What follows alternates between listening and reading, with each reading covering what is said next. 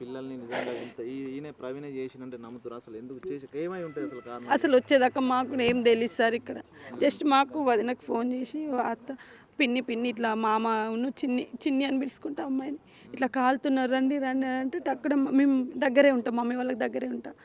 వదినమ్మ ఫోన్ చేయని టక టక వచ్చేసినాం. మేము వచ్చే వరకు ఆల్రెడీ అయిపోయింది. లోపలికి పోలే కానీ 108కి ఫోన్ చేసి నేనే చేసింది.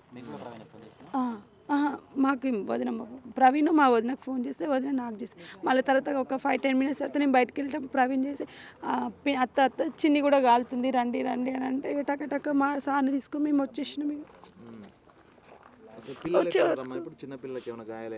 పిల్లలకి ఏం కావాలి, మేము వచ్చే వరకు బయటకు వచ్చేసింది సార్. ఆయన నేను 3:34 అయింది. లోపలికి వెళ్ళలే మేము, లోపలికి ఏమో ఏమైందో వాళ్ళే కాల్చుకున్నారు, ఈమె పోయింది అది ఇది అని చెప్పింది. మేము కూడా అదే నమ్మినమైనా చెప్పింది. గొడవలు ఏం లేవు, బాగానే చూసుకునేది పాపను. ఏం లేదు మాకు తెలిసినంత వరకు పిల్లగాడు అట్లాంటోడు కాదు. కానీ అసలు ఈ దుర్మానానికి ఎందుకు ఇదైందో మాకు తెలియదు. కనీసం వాడు ముండకొడుకు పిల్లల ముఖం చూసి నేను బిడ్డ నుంచి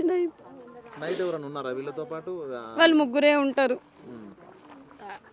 ఆయనే వంటలు చేస్తాడు మా బావ.